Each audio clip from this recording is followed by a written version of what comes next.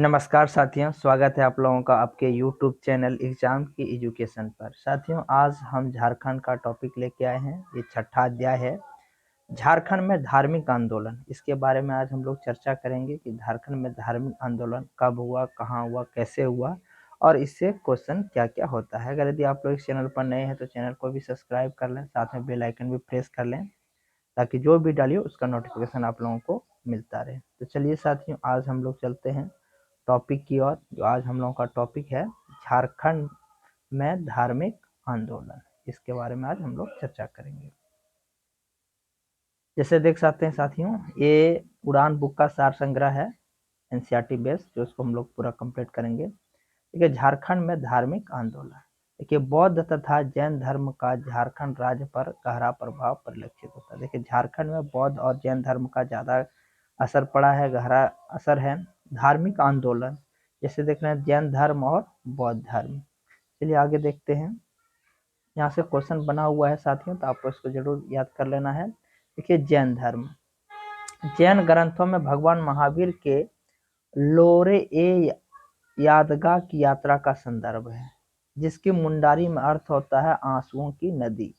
देखिए, इसका पूछ देगा, जैसे लोरे ये यादगा, इसका अर्थ क्या होता है मुंडारी में, तो आंसुओं की नदी होता है। स्टार मार्क किया हुआ, ये पूछा हुआ है।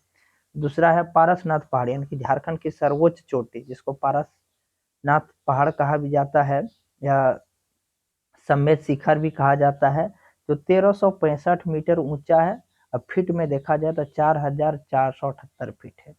किस जिला में स्थित है, तो गिरिडीह जिला में ये स्थित है। यहाँ जैनियों के 23वें तीर्थकर, यहाँ भी क्वेश्चन बना है कि जैन धर्म का कौन से तीर्थकर यहाँ पर जो है उसका निवारण प्राप्त हुआ था, तो पार्श्वनाथ का निवारण 717 ईस्वी में हुआ था। ये पार्श्वनाथ की पहाड़ी पर निर्वाण प्राप्त करने वाले अंतिम तीर्थकर, यानी कि जैन धर्म का अंतिम तीर्थकर जिसको निर्वाण प्राप्त हुआ था, यानी कि मृत्यु हुआ था, वो अंतिम पार्श्वनाथ था। और कौन था, 23वें नंबर का था। और कब हुआ था, तो 1717 ईस्वी में हुआ था। चलिए देखते हैं और कौन कौन से यहाँ पर जो आए हुए थे जैन तीर्थकर। देखिए, पारसनाथ में निवारण प्राप्त करने वाले तीर्थकर, पहले था अजितनाथ, दूसरा हो गया संभवनाथ, तीसरा हो गया अभिनंदन नाथ, चौथा हो गया सुमितनाथ, पांचवा पदम प्रभु, छठा सुपसर्वनाथ, चंद्र प्रभु, सुविधिनाथ, शीतलनाथ और श्रेयासनाथ। 11वां है विमलनाथ, अनंतनाथ, धर्मनाथ, शांतिनाथ, कुंथुनाथ, आहर्तनाथ, मलिनाथ, मुनि सुव्रतनाथ, मेनीनाथ, पार्श्वनाथ। आप जो है साथियों, इतने तीर्थकर लोग जो है, जैन तीर्थकर लोग यहाँ पर आकर निवारण प्राप्त कर चुके हैं। यह पहाड़ जैन धर्मावलंबियों का प्रमुख तीर्थ स्थल है। इसे जैन धर्म का मक्का भी कहा जाता है। यानी पूछ देगा कि जैन धर्म का मक्का किसे कहा जाता है, तो ये आप लोग सीधा सीधा साथ यहाँ बोल देंगे कि जैन धर्म का मक्का पारसनाथ पहाड़ी को कहा जाता है। कहाँ स्थित है, तो गिरिडीह जिला में स्थित है। तो इसकी ऊंचाई कितनी है, तो 1365 मीटर है। देखिए, पारसनाथ 20 तीर्थकरों का निवारण स्थल है, अतः प्राचीन काल से वह जैन तीर्थावलंबियों का तीर्थस्थल रहा है। यानी कि आज से प्राचीन काल में भी यहाँ जैन लोगों का धर्म स्थल रहा है। पारसनाथ आदिवासी बहुल क्षेत्र में स्थित है तथा यह आदिवासी समुदाय का भी धार्मिक स्थल है। वर्षों से दोनों समुदाय, यानी कि जैन और आदिवासी के लोग यहाँ भाईचारे सामंजस्य के साथ पूजा अर्चना करते आ रहे हैं। चलिए आगे देखते हैं। आगे है साथियों, हाल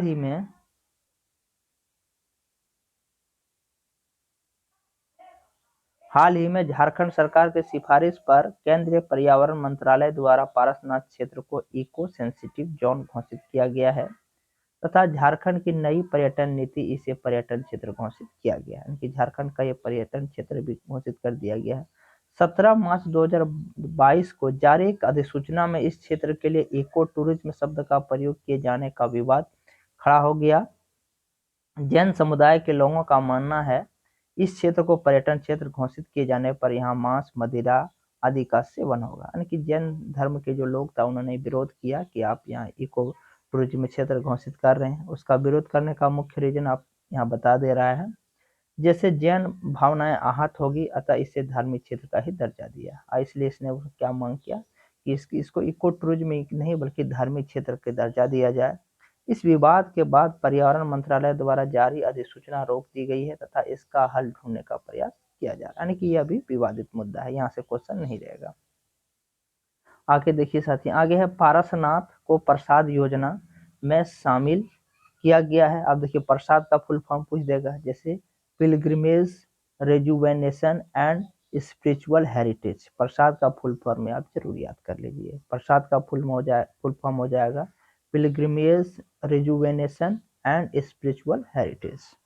छोटा नागपुर का मानभूम, वर्तमान में जिसको हम लोग धनबाद कहते हैं, यह जैन सभ्यता व संस्कृति का केंद्र था। दामोदर व कसाई नदी, दामोदर व कसाई नदी की घाटी से जैन धर्म संबंधी अवशेष प्राप्त हुए हैं।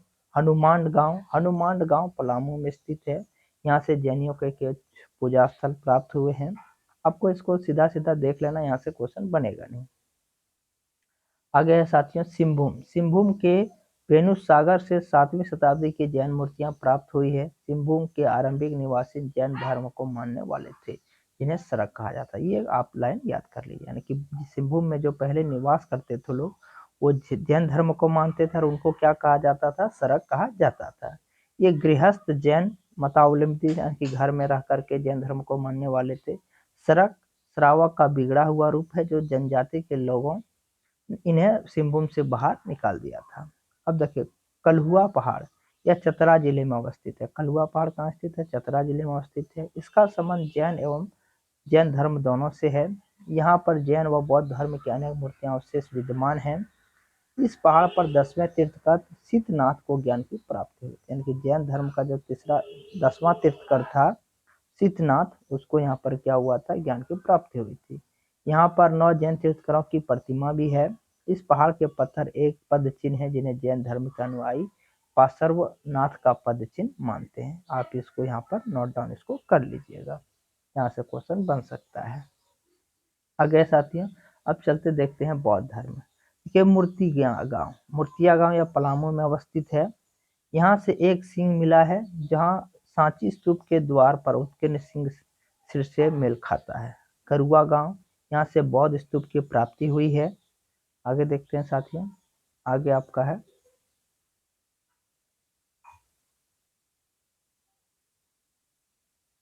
अब देखिए सूर्यकुंड यह हजारीबाग जिले में अवस्थित है। यहाँ से बौद्ध की प्रस्तर मूर्तियां मिली है।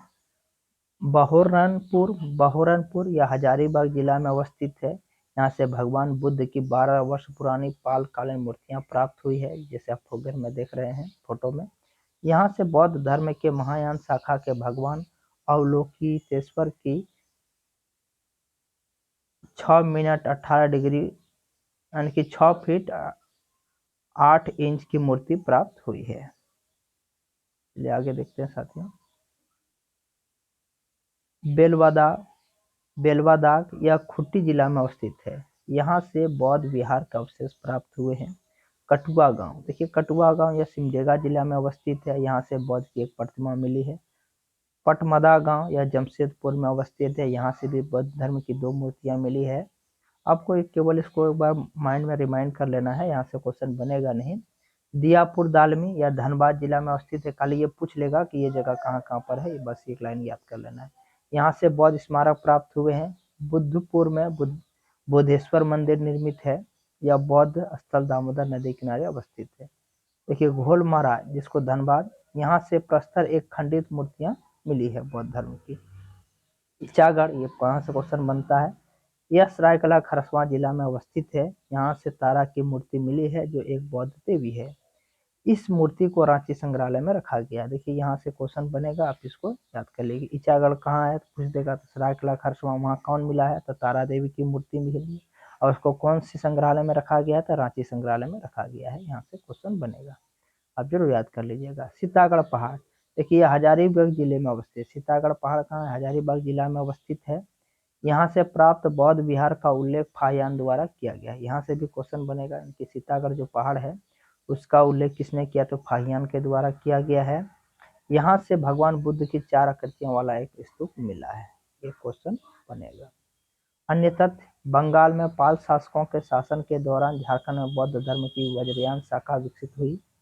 झारखंड में कुमार गुप्त के प्रवेश के उपरांत बौद्ध धर्म का ह्रास प्रारंभ हो गया, यानी कि जैसे ही कुमार गुप्त झारखंड में प्रवेश किया, बौद्ध धर्म की जो मान्यता था या उसका धीरे धीरे कमी होने लगा, खत्म होने लगा। तो साथियों, आज का टॉपिक जो हम लोगों का था झारखंड में धार्मिक आंदोलन, ये खत्म हो गया, समाप्त हो गया। अगर यदि आप लोगों को थोड़ा सा भी पसंद आए तो एक लाइक एंड एक शेयर जरूर करें, साथ में कमेंट करके बताएं कि यह वीडियो आप लोगों को कैसा लगा, ताकि हम नेक्स्ट अगले वीडियो आप लोगों के लिए बेहतर तरीके से ला सकें। धन्यवाद साथियों, जय हिंद।